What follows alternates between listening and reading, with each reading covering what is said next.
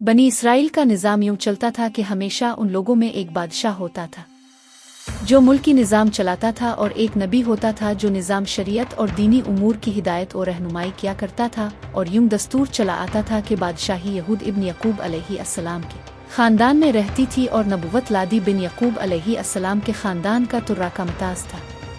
हज़रत शमवेल अलैहिस्सलाम जब नबुव्वत से सरफराज किए गए तो उनके ज़माने में कोई बादशाह नहीं था, तो बनी इसराइल ने अब से दरख्वास्त की कि आप किसी को हमारा बादशाह बना दीजिए। तो आपने हुक्म खुदाबंदी के मुताबिक तालूत को बादशाह बना दिया, जो बनी इसराइल में सबसे ज़्यादा ताकतवर और सबसे बड़ा आलम था, लेकिन बहुत ही गरीब व मुफलिस था। चमड़ा पक्का कर बकरियों की चरवाही करके ज़िंदगी बसर करता था। इस पर बनी इसराइल को एतराज़ हुआ कि तालूत शाही ख़ानदान से नहीं है, लिहाजा ये क्यों कर और कैसे हमारा बादशाह हो सकता है। इससे ज़्यादा तो बादशाहत के हकदार हम लोग हैं, क्योंकि हम लोग शाही ख़ानदान से हैं। फिर तालूत के पास कुछ ज़्यादा माल भी नहीं है। एक गरीब व मुफलिस इंसान भला तख्त शाही के लायक क्यों कर हो सकता है। बनी इसराइल के इन एतराज़ का जवाब देते हुए हज़रत शमवेल अलैहिस्सलाम ने यह तकरीर फरमाई कि तर्जुमा कुन ज़ालिमान, फरमाया इसे अल्लाह ने तुम पर चुन लिया और इसे इल्म और जिस्म में कुशादगी ज़्यादा दी, और अल्लाह अपना मुफ्त जिसे चाहे दे, और अल्लाह वसत वाला इल्म वाला है। और उनसे उनके नबी ने फरमाया इसकी बादशाही की निशानी ये है कि आए तुम्हारे पास ताबूत जिसमें तुम्हारे रब की तरफ से दिलों का चीन है। पे 2 अलग करत 247 248।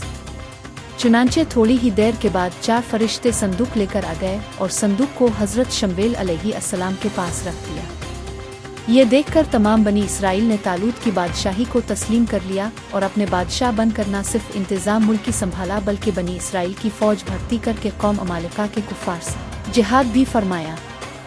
अल्लाह ताला ने इस वाक़या का जिक्र कुरान मजीद में फरमाते हुए इस तरह इरशाद फरमाया, जिसका तर्जुमा यह है कि तर्जुमा कुन ज़ालिमान, और उनसे उनके नबी ने फरमाया कि बेशक अल्लाह ने तालूत को तुम्हारा बादशाह बनाकर भेजा है।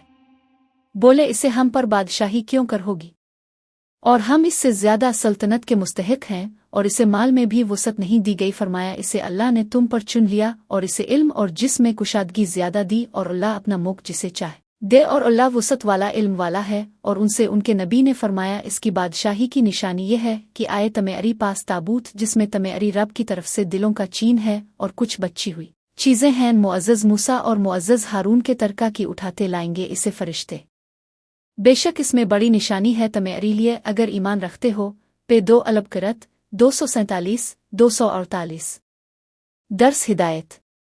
इस वाक़या से जहाँ बहुत से मसाइल पर रोशनी पड़ती है, एक बहुत ही वाज़ेह दर्स ये मिलता है कि अल्लाह ताला के फ़ज़ल और उसकी नवाजिश की कोई हद नहीं है। वो चाहे तो छोटे से छोटे आदमी को मिनटों बल्कि सेकंडों में बड़े से बड़ा आदमी बना दे। देख लो हज़रत तालूत एक बहुत ही कम दर्जे के आदमी थे और इतने मुफलिस थे कि या तो दबगिर थे जो चमड़े को दबागत देकर अपनी रोज़ी हासिल करते थे, आ बकरियां चराकर उसकी उजरत से गुजर बिसर करते थे, मगर लम्हा भर में अल्लाह ताला ने उन्हें साहिब तख्त और ताज बनाकर बादशाह बना दिया। 2. इस वाक़या से और कुरान मजीद की इबारत से मालूम हुआ कि जिस्मानी तवानाई और इल्म की वसत बादशाही के लिए मालदारी से ज़्यादा ज़रूरी है, क्योंकि बग़ैर जिस्मानी ताकत और इल्म के निज़ाम मुल्की को चिल्लाना और सल्तनत का इंतज़ाम करना तकरीबन मुहाल और नामुमकिन है। इससे ज़ाहिर हुआ कि इल्म का दर्जा माल से बहुत बुलंद तर है।